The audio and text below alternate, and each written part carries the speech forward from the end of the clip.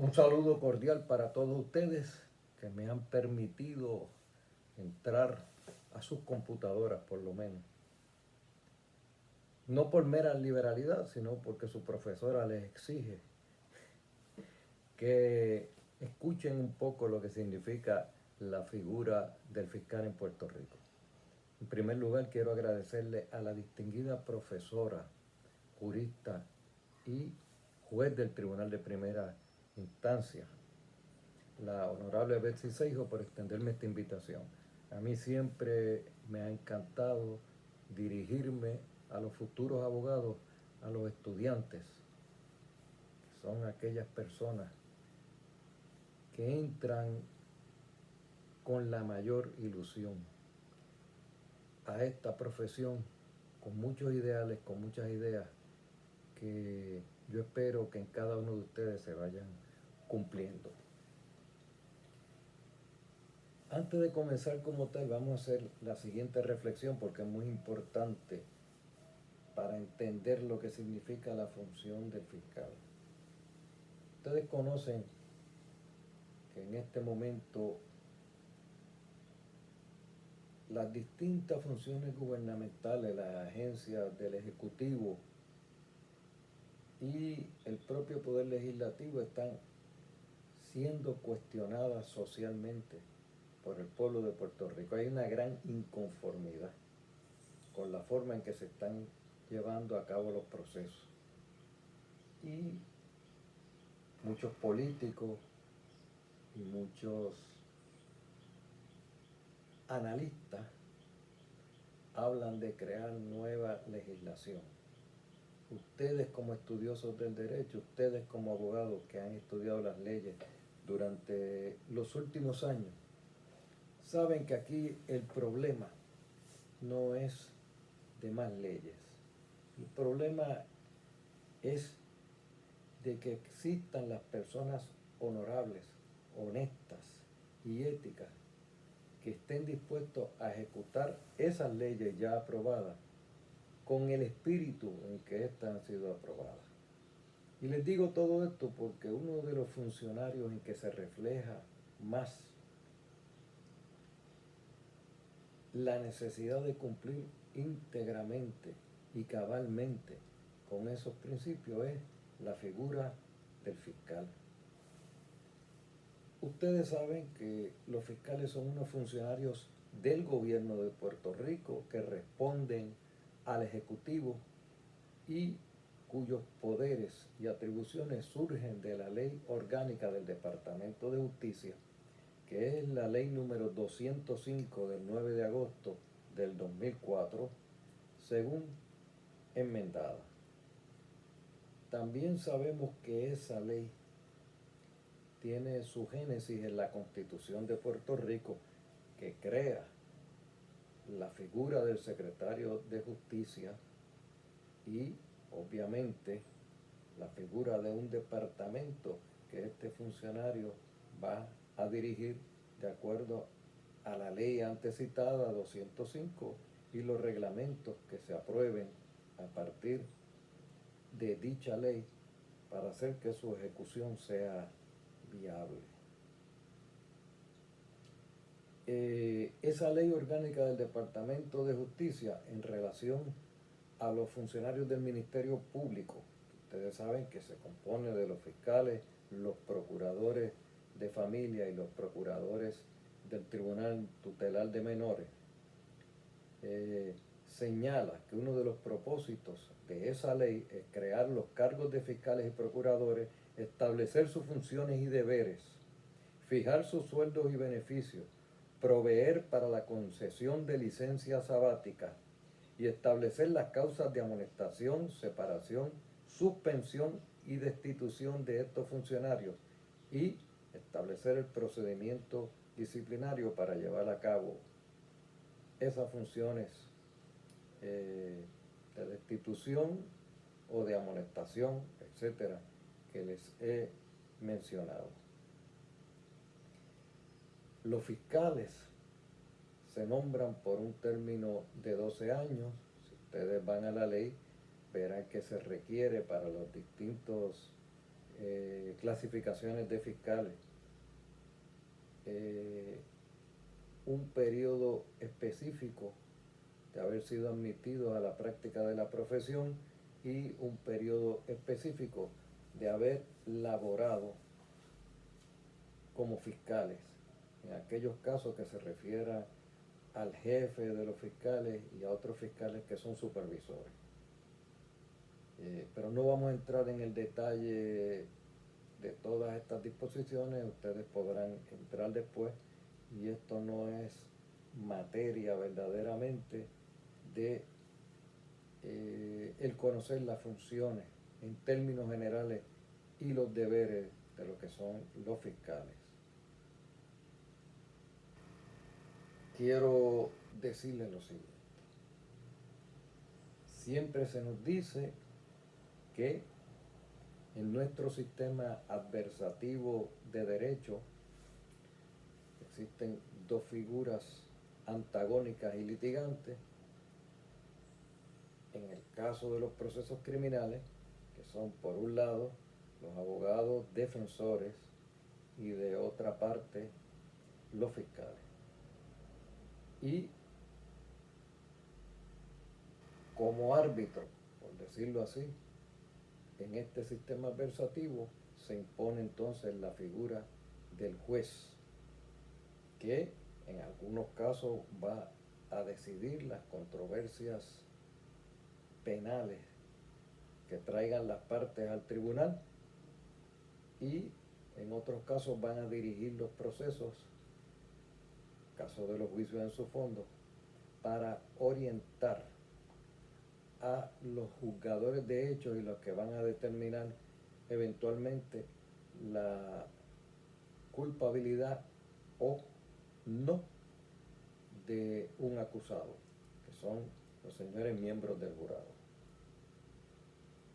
Quizás algunos de ustedes, en lo que les he dicho hasta ahora, estén pensando, bueno, pero es que el caso de Sánchez Valle dice claramente que el poder de los fiscales, el poder to prosecute, el poder de encauzar e investigar, surge del Congreso de los Estados Unidos. Esto es una cuestión política sobre la naturaleza de nuestra relación con los Estados Unidos, muy interesante, pero que no es lo que vamos a discutir aquí y que verdaderamente no cambia.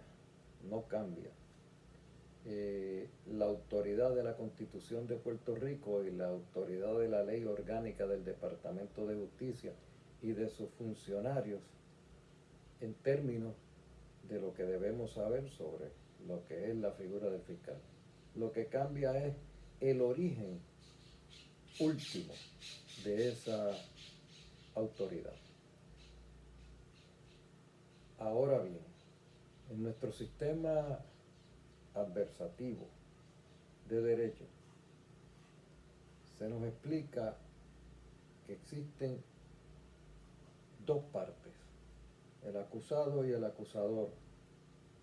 El acusador siendo el fiscal y el acusado representado en el 99% de los casos por un abogado. Pero claro, hay casos y excepciones que un acusado se puede representar a sí mismo. Pero lo importante de lo que les quiero decir es que en términos prácticos, en términos de aquellos de ustedes que algún día ocupen la función de un fiscal, no es tan así, según mi punto de vista, como se nos explica en una manera simple. Sí es cierto que ante el juzgador de los hechos de un caso, ante los jurados, el fiscal y la defensa están al mismo nivel. Pero en términos verdaderos, por las funciones que ejerce el fiscal y la manera en que debe ejercerlas, el fiscal de alguna manera también ejerce una función cuasi judicial.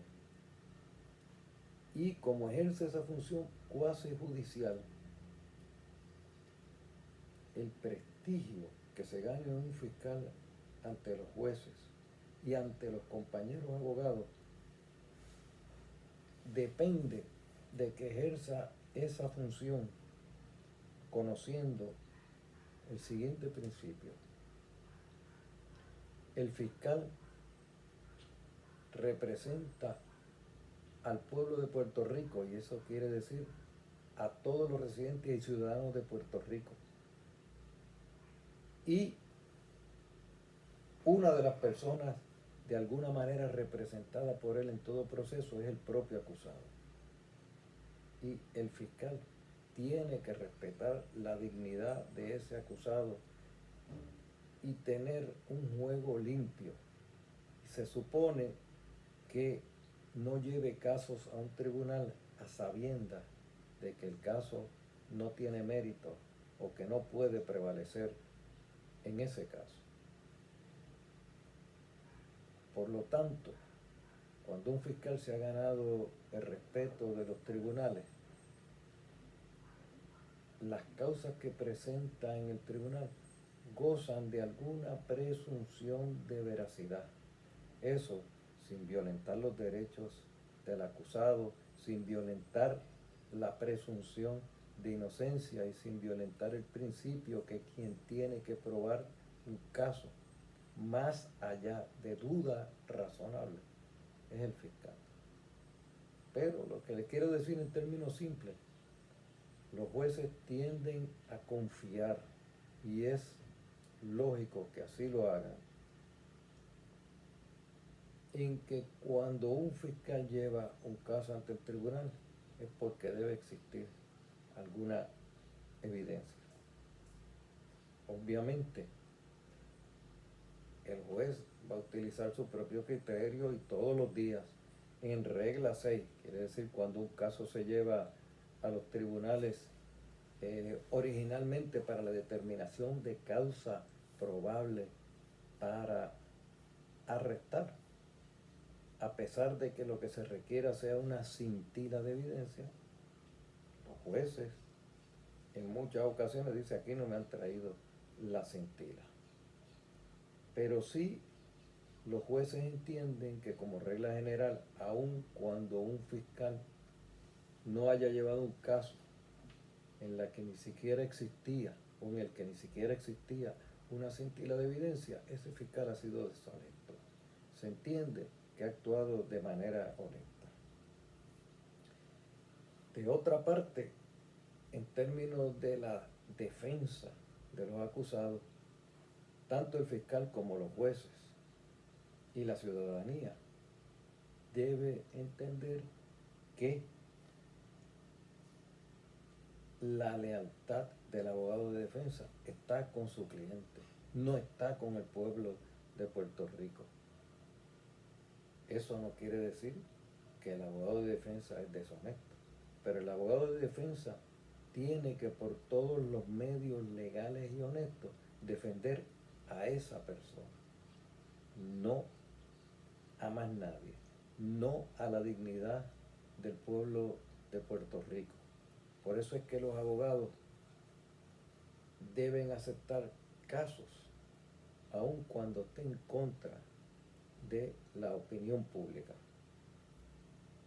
En el caso de los fiscales, también el fiscal tiene la obligación de encauzar a criminales, aun si se estuviese en contra de la opinión pública de un momento, aun si el caso resulta antipático en un momento, pero,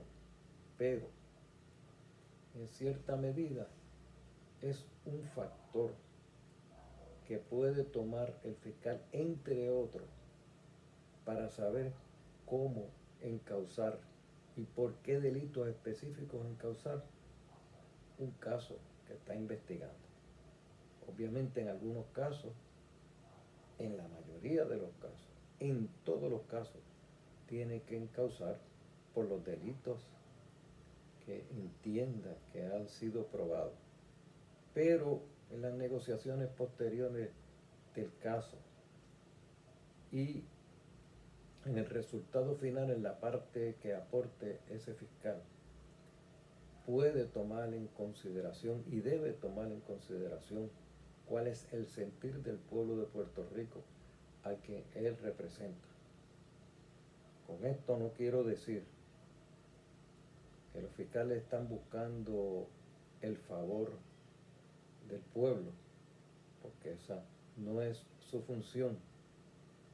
Pero en el caso del abogado de defensa, esa nunca puede ser una de las razones para actuar, porque su deber está exclusivamente, y debe ser así, con el cliente a quien representa, que ha puesto su libertad y su confianza en las manos de ese abogado. En ese sentido únicamente es que quiero decir que esa figura del fiscal y del abogado como contraparte en un sistema adversativo verdaderamente tienen una naturaleza un poco distinta, lo que hace muy peligrosa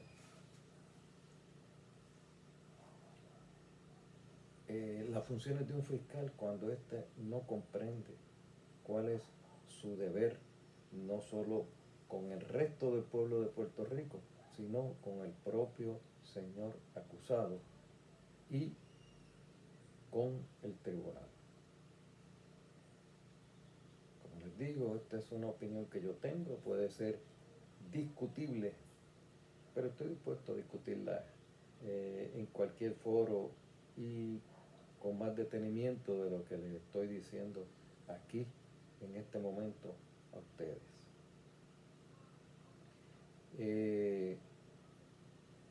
Quiero decirles porque es importante para aquilatar las funciones de los fiscales que estos funcionarios, una vez son nombrados por un término fijo de 12 años. Al vencer el nombramiento, se quedarán en sus cargos por un periodo máximo de 90 días o hasta que tome posesión del cargo o se nombre a su sucesor, lo que ocurra primero. La importancia de esto no son los detalles que le he dado, que sean 12 años o que pueda quedarse un tiempo adicional luego de que venza su nombramiento, sino que el hecho de que esté sujeto a un término incide en los deberes éticos y en la moral de ese funcionario.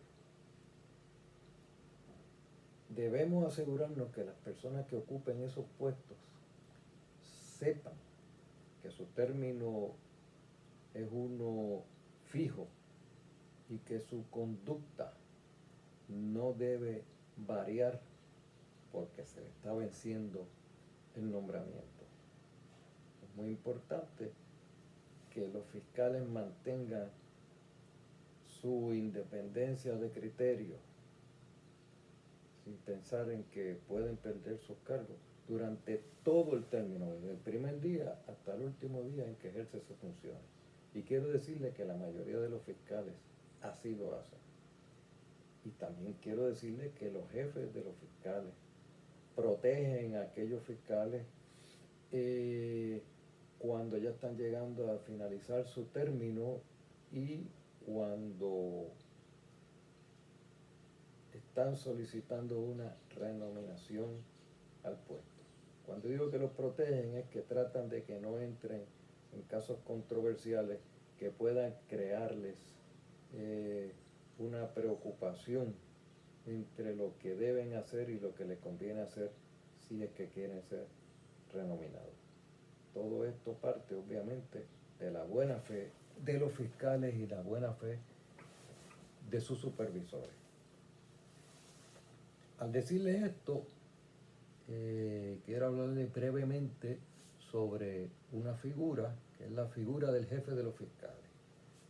El secretario de Justicia nombra a un jefe de fiscales que va a ser el supervisor de todos los fiscales de Puerto Rico y por lo tanto se les requiere que lleve al menos 10 años en la profesión legal y 6 años de esos 10 debe haber ejercido sus funciones como fiscal.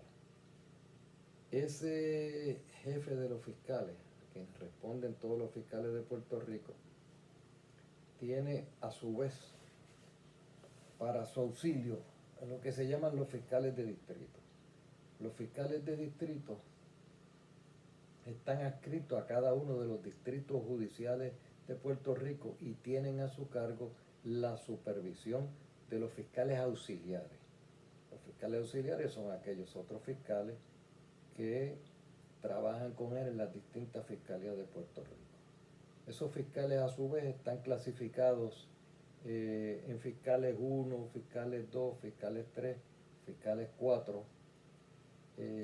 Todos están viendo casos, pero en términos de lo que dispone la ley orgánica del Departamento de Justicia, hay algunos de ellos, como los fiscales 4, que también ejercen unas labores de supervisión, pero todos le responden a los fiscales de distrito, que son los que en realidad están ejerciendo esas funciones de supervisión en las distintas fiscalías, y todos ellos le responden al jefe de los fiscales.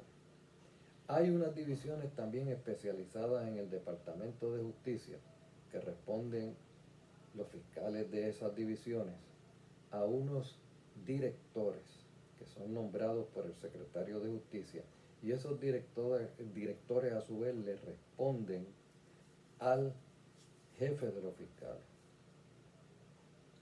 Hay una división especial que es aquella que tiene que bregar con la corrupción de los funcionarios públicos, que ha estado muy en boga en este cuatrenio, que le responde directamente al secretario de Justicia y no al jefe de los fiscales. Pero en términos generales, el jefe de los fiscales le responde al secretario de Justicia, los fiscales de distrito le responden al jefe de los fiscales y los demás fiscales de la fiscalía le responden al fiscal de distrito. Esto quiere decir que, contrario a los jueces,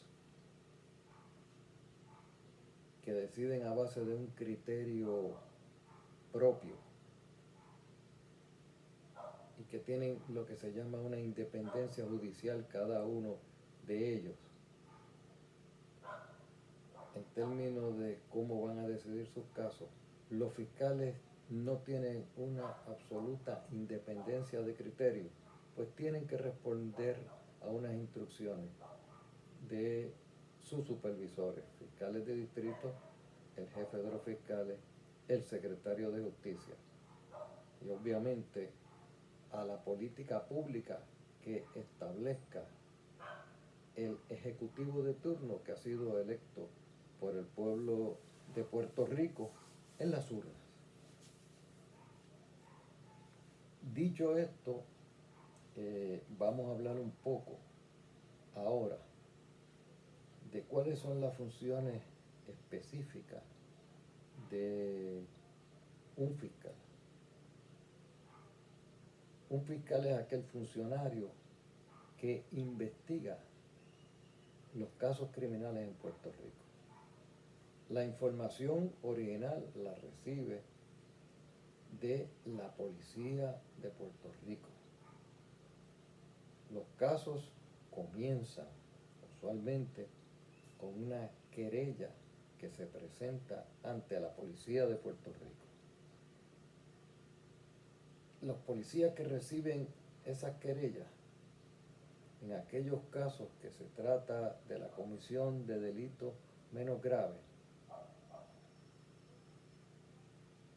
usualmente no consultan con un fiscal para someter los casos, sino que presentan su denuncia ante los tribunales.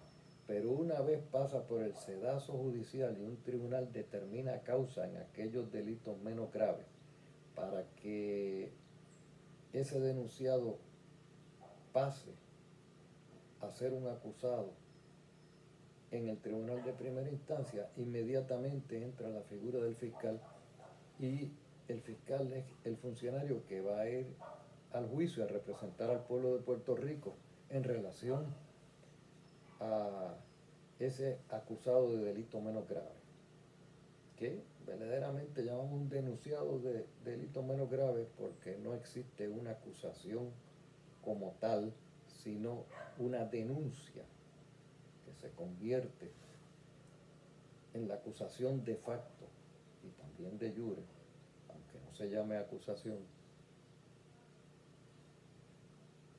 de esa persona que está siendo encausada. En los casos en que la determinación sea de que se ha cometido un delito grave, los policías no pueden actuar sin la autorización del fiscal. Tienen que consultar a un fiscal. El fiscal entonces dirige la investigación que está haciendo el señor policía y determina efectivamente cuáles delitos se han cometido y cuáles no. Que puede ser lo que pensó originalmente el policía o puede ser unos distintos e inclusive puede decir, mira, aquí no hay comisión de delito grave, vaya y presente la denuncia.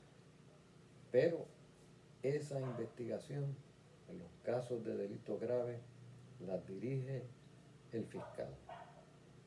El fiscal debe ser muy cuidadoso con la información que recibe del policía, debe ser crítico en la evaluación de esa evidencia y debe ser la persona que tome la decisión de cómo se va a encauzar y cómo se va a llevar a cabo ese proceso investigativo y el proceso judicial.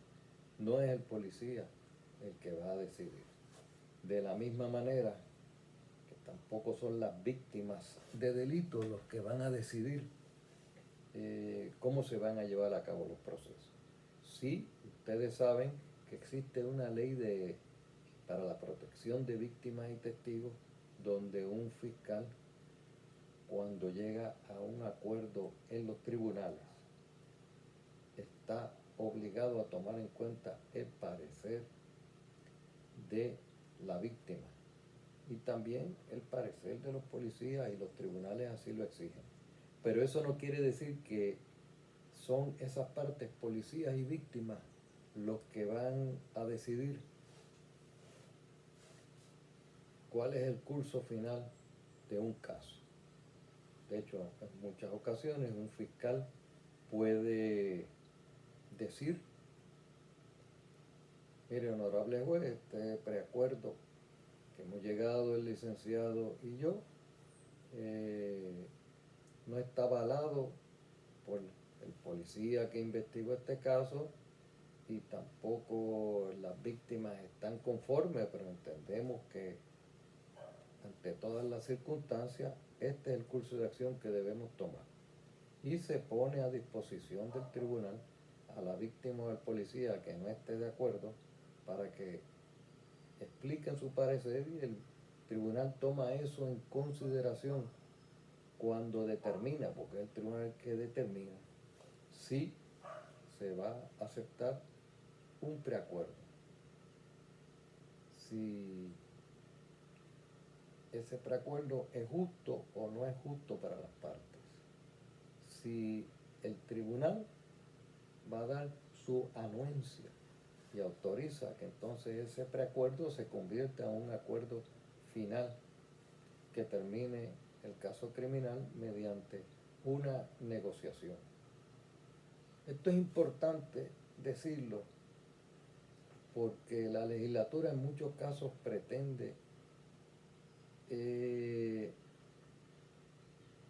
quitarle autoridad a los fiscales o a los tribunales para llegar a preacuerdos en ciertos delitos, y esto lo hacen por el clamor público.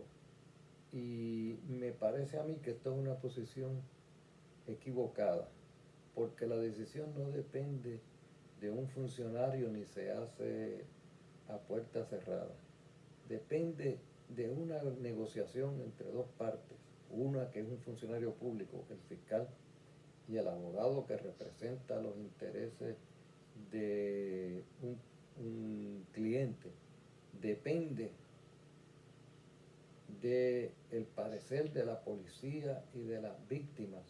Y finalmente se interpone la figura de un juez para que le dé el aval o descarte la negociación que se está llevando a cabo. Y ese proceso ante el tribunal es un proceso público, expuesto a cualquier persona del público que esté allí presente y esté oyendo los procedimientos. Y está abierto a la prensa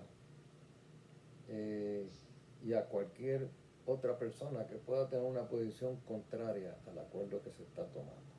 Pero el amarrar esa discreción, el limitar esa discreción desde la legislatura por una ley, verdaderamente se presta para la comisión de muchas injusticias. Pero esa es la ley, y en aquellos casos donde no se permite la negociación, en este momento, pues no se permite la negociación. Vamos entonces a hablar un poco del proceso judicial desde sus inicios hasta el final del mismo, y las funciones del fiscal en cada uno de esos procesos.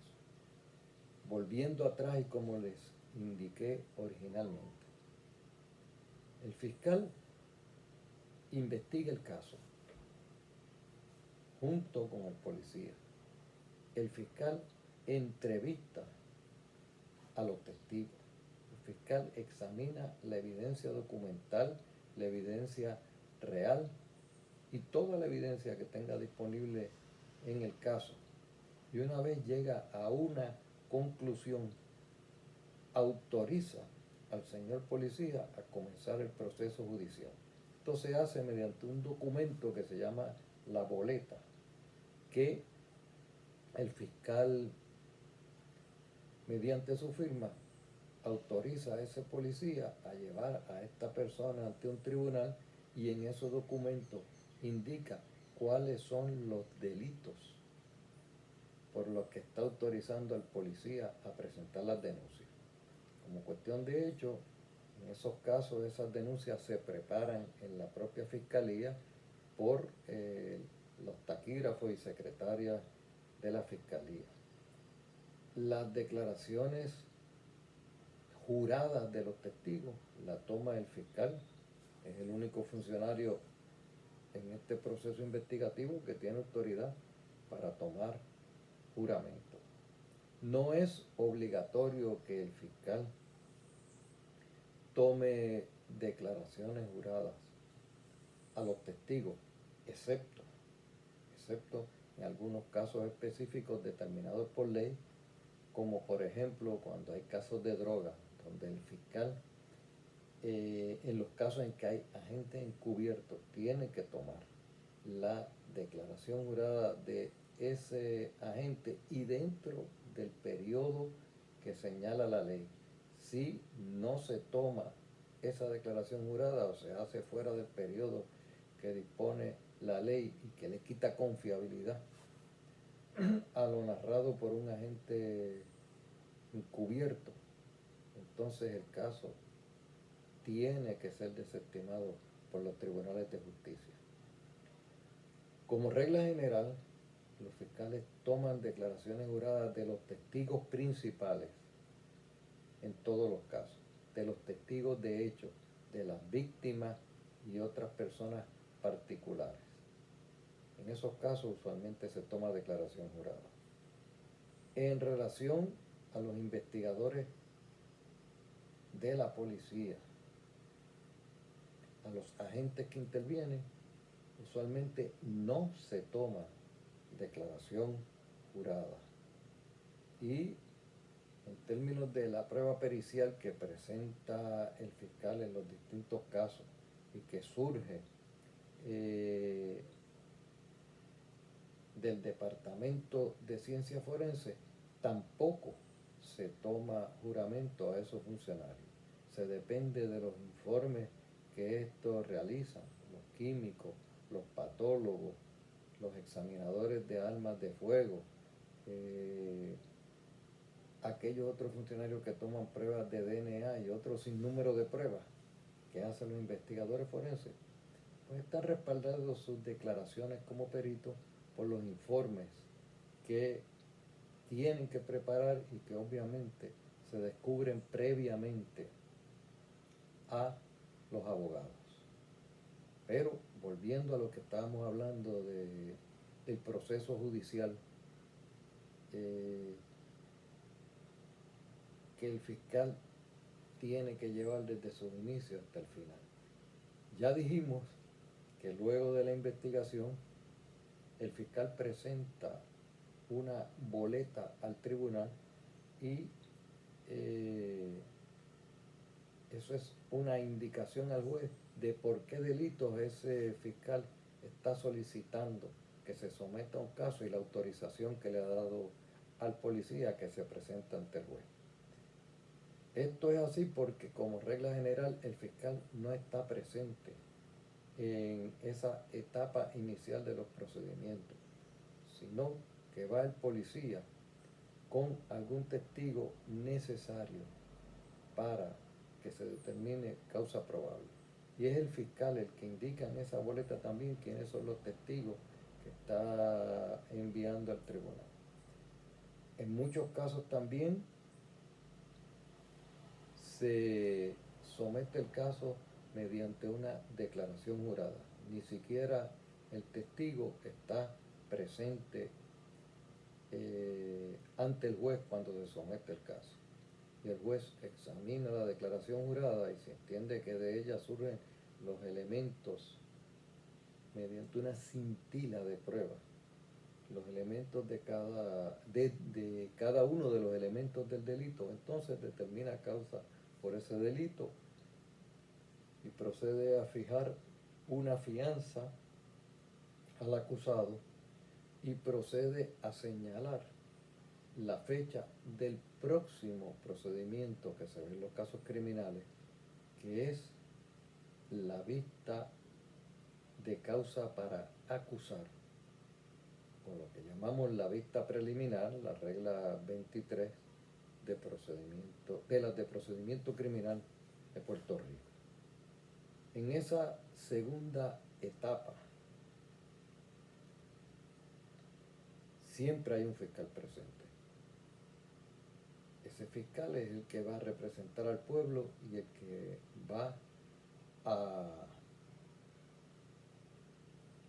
es el responsable en ese momento de presentar prueba suficiente para que el tribunal determine que hay causa probable para acusar. Aquí se requiere una prueba mayor que la mera cintila de evidencia, que ustedes han leído las opiniones del Tribunal Supremo en muchas ocasiones, que los jueces indistintamente utilizan el término cintila de evidencia refiriéndose a lo que sucede en la regla 6 o una vista de causa para arresto y lo que sucede en una vista preliminar. Pero verdaderamente la vista preliminar requiere algo más que una mera cintila de evidencia, porque ahí el juez tiene que determinar si existe una probabilidad de que ese caso pueda prevalecer en juicio, y además tiene que determinar si existe la probabilidad de que esa persona que va a ser acusado es la persona que cometió ese delito. Y el quantum de la prueba es un poco mayor que la mera cintila de evidencia.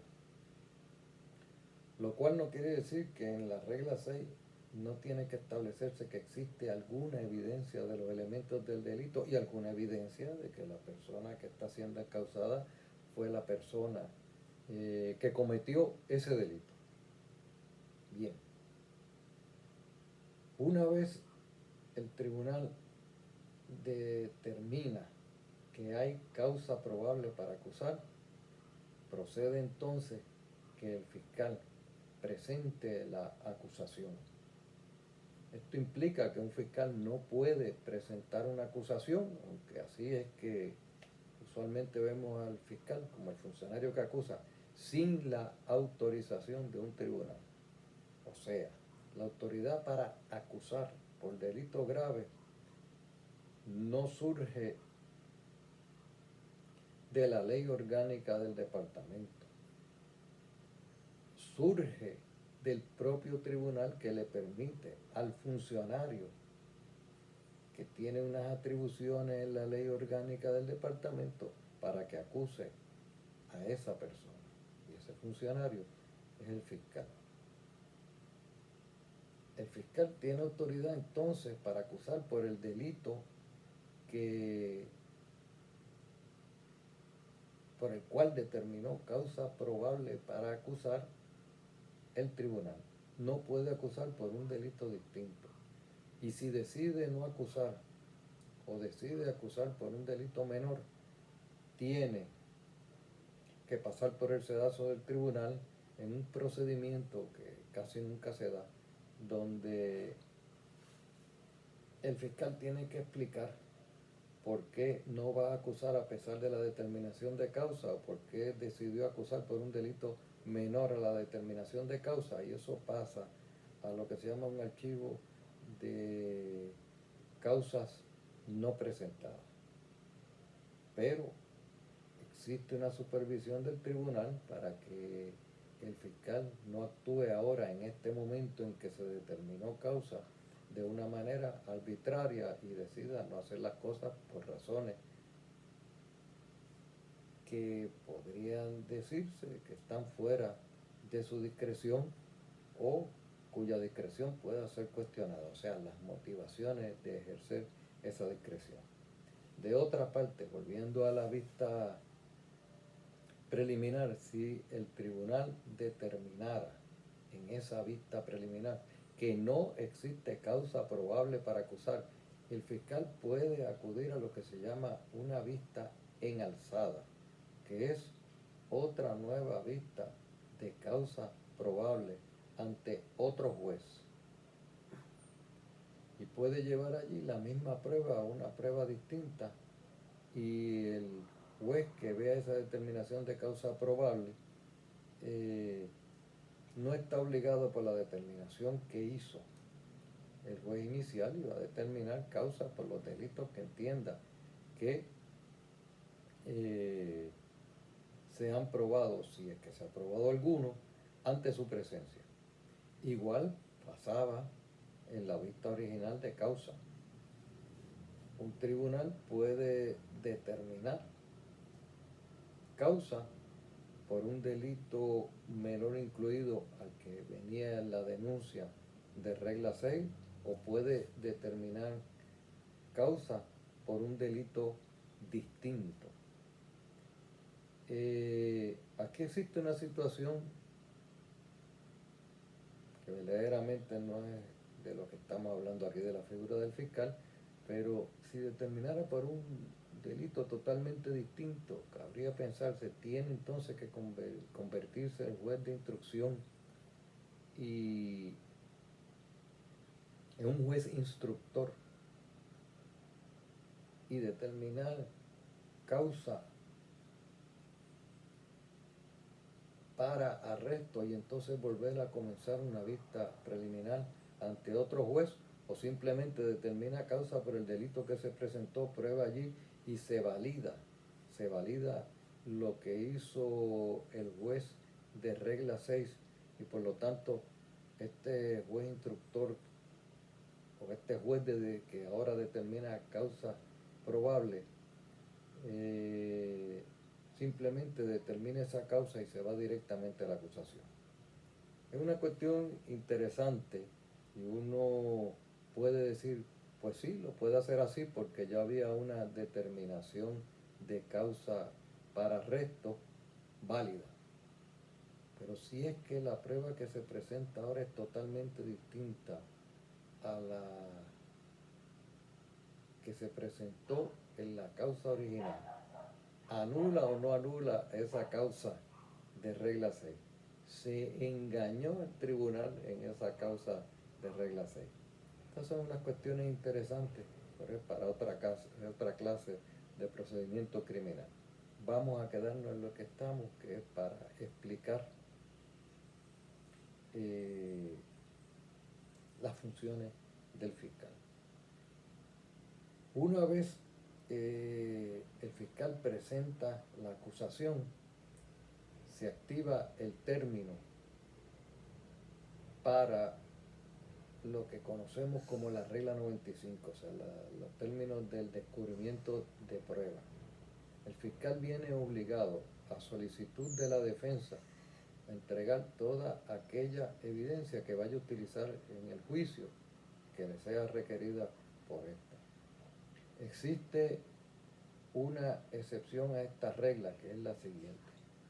Cuando se trata de evidencia exculpatoria o evidencia que razonablemente se puede interpretar que ayuda a la defensa del tribunal, la obligación del fiscal descubrir esa evidencia y de entregarla a la defensa surge inmediatamente que tenga conocimiento de esa evidencia exculpatoria o que pueda ayudar a la defensa. O sea, que el fiscal en esos casos no debe esperar a la determinación de causa probable, sino que debe notificarla inmediatamente, desde el momento del arresto mismo de la persona, si es que ya está representada por abogado. El no hacerlo así puede conllevar unas sanciones éticas al fiscal y puede conllevar también al sobreseimiento de la causa criminal, lo que quiere decir que no se puede seguir procesando a ese señor acusado o imputado de delito, dependiendo de la etapa en que se encuentre. Esto dependerá de cada caso y de cuál fue la naturaleza de la evidencia que no se presentó. Obviamente, estamos hablando de una confesión o de admisiones. Ese deber ineludiblemente tiene que surgir desde el momento en que el fiscal tiene conocimiento de esos hechos, de esa evidencia que es exculpatoria o de esa evidencia que puede ayudar a la defensa del acusado. Una vez culmina el procedimiento de descubrimiento de pruebas, que tiene que haberse presentado la moción dentro del término fijado por las reglas de procedimiento criminal antes del comienzo del juicio, entonces estamos preparados para el comienzo de dicho juicio. Hay, como saben ustedes, unas mociones que pueden presentarse antes por la defensa, como lo es una supresión de evidencia, en cuyo caso, en aquellos casos en que es necesario celebrar una vista sobre esa moción, el fiscal es el funcionario que tiene que ir a representar al pueblo de Puerto Rico en esas vistas, que, como ustedes saben también, en aquellos casos en que se cuestiona la razonabilidad de la ocupación de una evidencia, como regla general, si existía una orden de registro o allanamiento, entonces es la defensa quien le compete el peso de la prueba, y en aquellos casos donde no existía, el peso de la prueba lo tiene el fiscal. Eso es también materia que la profesora les explicó a ustedes con más detenimiento y en más detalle, y explicándoles qué tiene que contener esa moción de supresión para que provoque la concesión de una vista y cuál es la posición que tiene que asumir el fiscal en aquellos casos en que no le compete a él el peso de la prueba porque existía una orden de allanamiento. Bueno, pero continúa. En el juicio el fiscal conjuntamente con el abogado de defensa es el funcionario que va a escoger el jurado, que se compone de 12 personas y que, como ustedes conocen en este momento, van a emitir un veredicto que, para que sea válido, tiene que ser unánime. En ese procedimiento, vamos a mencionarlo brevemente porque tampoco es el tópico del que estamos hablando, de la figura del fiscal en este momento. El tribunal usualmente hace unas preguntas básicas sobre los requisitos mínimos de aquellas personas que están presentes allí y que van o pueden ser jurados, lo que se llaman los jurados potenciales, y hace otra serie de preguntas sobre la relación de esos posibles jurados con el fiscal, con la defensa, con el acusado, etcétera, para que esas preguntas no se repitan. Y luego las partes van a hacer sus correspondientes interrogatorios, tratando de una parte. El fiscal de escoger aquellas personas que a su juicio puedan evaluar la prueba de manera objetiva y decidir el caso de manera objetiva, y que si entienden de manera objetiva que el caso sea aprobado más allá de duda razonable, no tengan ningún problema con así hacer su determinación y decir culpable. De otro lado, la defensa está buscando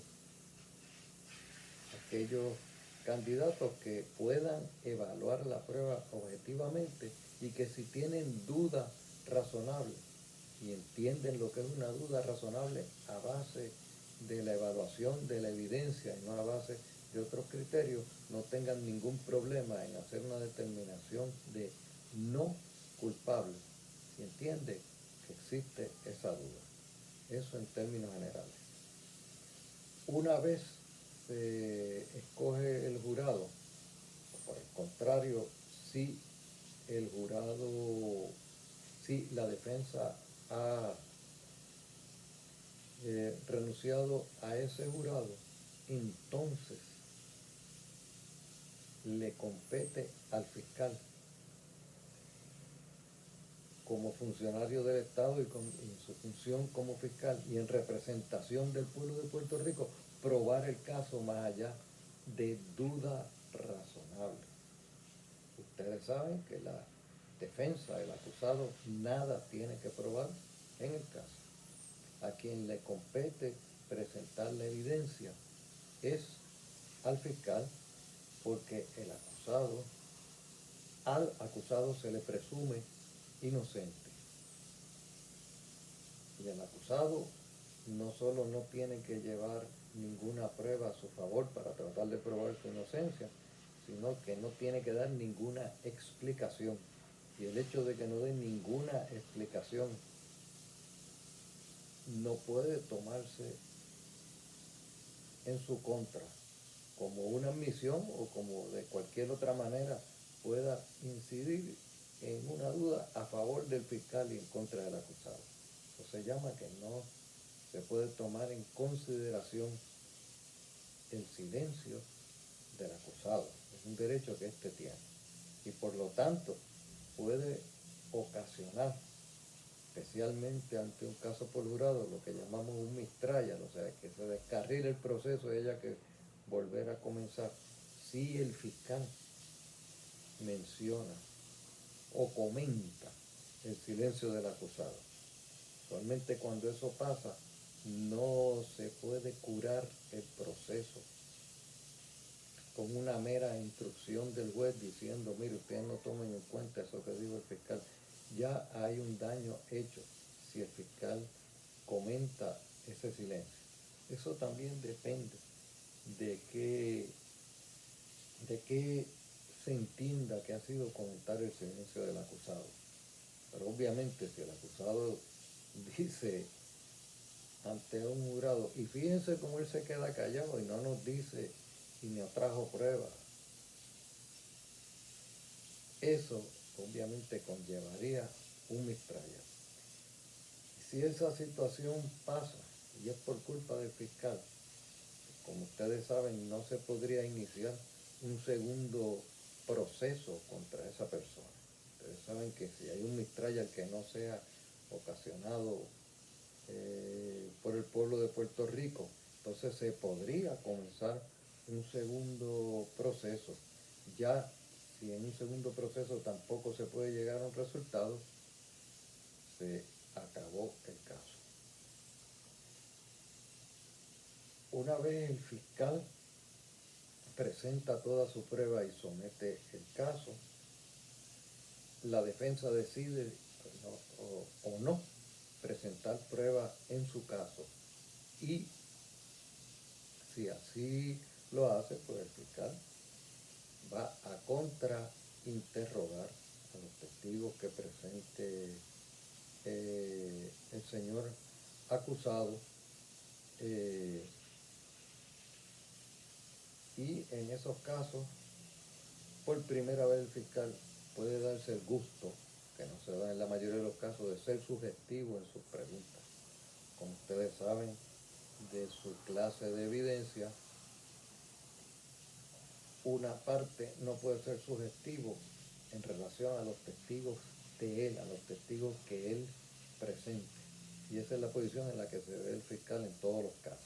Pero cuando hay prueba de defensa, entonces puede contrainterrogar de la misma manera que lo hacen los abogados de defensa. Culminado el caso, si el resultado final es no culpable, se acabó el proceso y nada más tiene que hacer el fiscal. Si culminado el caso, el fiscal,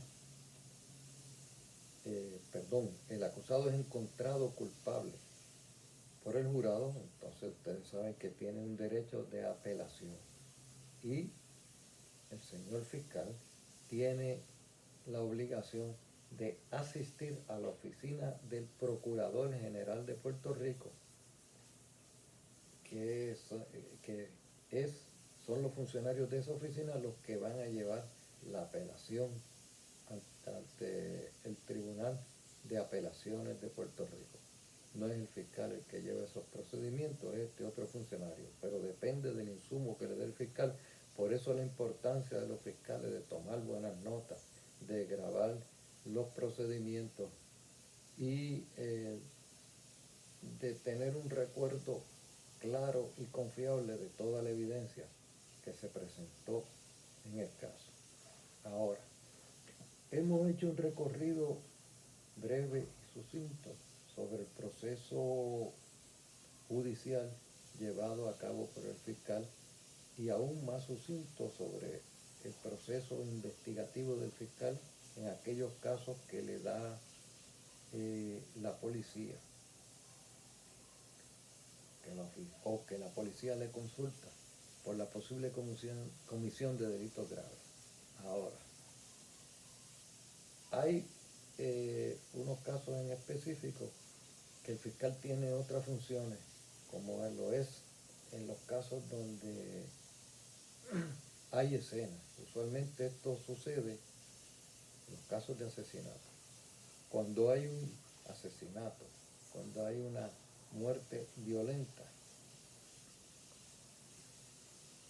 que puede ser producto de un accidente, de un asesinato, de un homicidio o de otra causa, pero cuando esa muerte es sospechosa, y siempre es sospechosa cuando es violenta, un fiscal tiene que acudir al lugar de los hechos.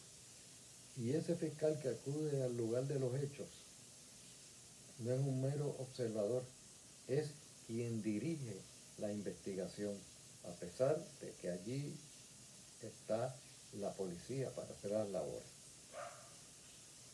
Les digo a ustedes, los que en algún momento pudieran convertirse en fiscales. Aunque el fiscal sea el funcionario a cargo de la escena, la realidad es que, salvo fiscales que lleven muchísimos años ya y conozcan estos procedimientos, y aún así, ellos no son investigadores, son fiscales. La policía conoce mejor las técnicas de investigación, los funcionarios del Instituto de Ciencias Forenses que también van a la escena, y lo aconsejable es que el fiscal canaliza la investigación en consulta con esos funcionarios. Yo fui fiscal durante 23 años y aprendí de un fiscal viejo al principio, cuando me nombraron fiscal, a ir a la escena y preguntar cuál era el policía de mayor rango que allí estaba, porque ese es el policía que está a cargo y tiene la autoridad de mando sobre los demás policías que estén en la escena, y me acercaba a ese policía y le consultaba: ¿qué usted cree que debemos hacer aquí? ¿Y por qué? El policía me explica, y el policía inclusive da las órdenes a otros policías mientras el fiscal está allí. Eventualmente usted se gana la confianza de la policía, entonces puede dar instrucciones directamente, y usualmente hay un respeto mutuo entre las partes porque ya se conocen por el paso del tiempo y por las investigaciones que tanto los policías como los fiscales realizan conjuntamente. Lo que no puede hacer usted como fiscal es creer que se la sabe toda porque usted es abogado y el policía no. Eso es un error garrafal.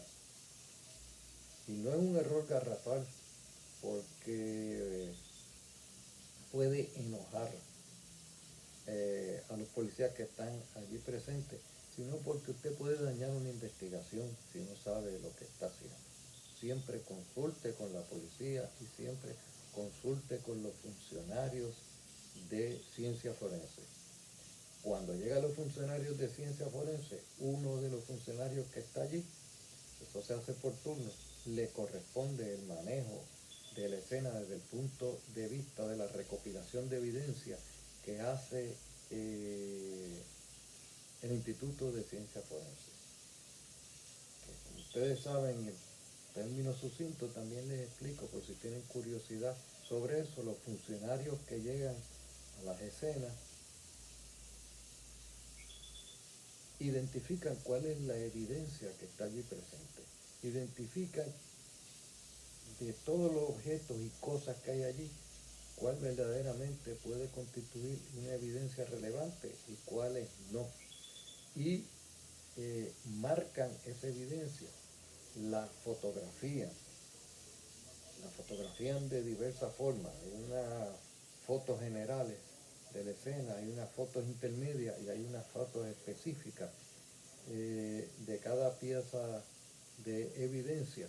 Y una vez hacen la preservación de la escena tal y como estaba, a base de las fotografías y los videos que se toman en esa forma, proceden entonces a recopilar la evidencia, a embalarla, es decir, a guardarla, para llevarla al Instituto de Ciencias Forenses y a llevar a cabo los protocolos que ellos ya tienen establecidos para marcar esa evidencia, y que cuando esa evidencia se lleve al tribunal se pueda determinar un tracto confiable de cuál fue el manejo de esa evidencia desde el momento que se identificó en el lugar de la escena hasta el momento en que se presenta ante los tribunales. Por eso es que hay unos custodios de evidencia y recibidores y receptores de esa evidencia en el departamento, que todos, mediante un procedimiento protocolar, van haciendo lo que llamamos marcar la evidencia para testimoniar de qué forma y manera se custodió esa evidencia, y de que esa evidencia que se está presentando en un tribunal es la misma evidencia que originalmente se identificó en el lugar de los hechos. No se refiere a todo tipo de evidencia en los asesinatos desde el cuerpo de la víctima, a los casquillos que se ocupan, a los proyectiles, a los fragmentos de proyectiles, a las manchas de sangre, a la ropa, a objetos que se hayan dejado en el lugar, a muestras que se tomen de fluidos que haya en ese lugar, ya sea para determinar la presencia de sangre o para determinar la presencia del DNA de la víctima o de algún tercero. Toda esa evidencia tiene que quedar evidenciado en el tribunal, que el tracto que se siguió la hace confiable para que pueda ser admitida en los tribunales. No siempre tiene que ser perfecta, y hay momentos en que un tribunal puede admitir una evidencia con una instrucción al jurado para que el jurado sea el que determine en última instancia si le es o no confiable esa evidencia y si la van a tomar o no en consideración, o le van a dar, o qué peso le va a dar, porque tienen que tomarla en consideración. Me corrijo a mí mismo, no es que la van a descartar, no la pueden descartar, pero pueden determinar. Para mí esa evidencia no tiene ningún peso y abona a la duda razonable que pueda yo como jurado tener o no en este caso. Ahora bien, cuando comencé esta charla sobre este proceso de las funciones de los fiscales, les hablé del problema de confiabilidad que el pueblo de Puerto Rico tiene en este momento en muchas de nuestras instituciones. Ustedes han visto las controversias que desde el propio Ejecutivo se han suscitado sobre el propio Departamento de Justicia, sobre la oficina del fiscal especial independiente, que tramita ciertos casos, aquellos donde hay funcionarios envueltos y se quiere que el Departamento de Justicia tenga manos afuera. En esos casos ustedes saben que el Departamento de Justicia hace una investigación preliminar y envía ese informe a la oficina del fiscal especial independiente, donde esa oficina evalúa los informes presentados por el Departamento de Justicia, toma en consideración las recomendaciones que haga el Departamento de Justicia sobre que se asigne o no se asigne un fiscal especial independiente en ese caso, pero hace una determinación propia que no depende de la que hizo el Departamento de Justicia, y es quien decide en última instancia si se va a nombrar un fiscal especial independiente. Si se nombra ese fiscal especial independiente, ese fiscal hace una investigación a sí mismo independiente, que no depende de los hallazgos hechos por los investigadores y fiscales del Departamento de Justicia de Puerto Rico. Pero, una vez dicho esto sobre la función del fiscal especial independiente en términos sucintos y generalísimos, quiero decirles lo siguiente. Como les estaba mencionando, existe esa desconfianza que desgraciadamente los propios funcionarios del gobierno de Puerto Rico han hecho sobre las instituciones en Puerto Rico. Y ahora quiero discutir brevemente con ustedes, porque arroja luz sobre qué verdaderamente es la figura del fiscal de la que hemos estado hablando, desde el punto de vista de la confiabilidad que el pueblo debe tener en ese funcionario, de sus poderes y de lo que se expone como cuestión fáctica en relación a su confianza. Y para eso vamos a utilizar unas reflexiones que surgen del caso de Cerro Maravilla de Puerto Rico.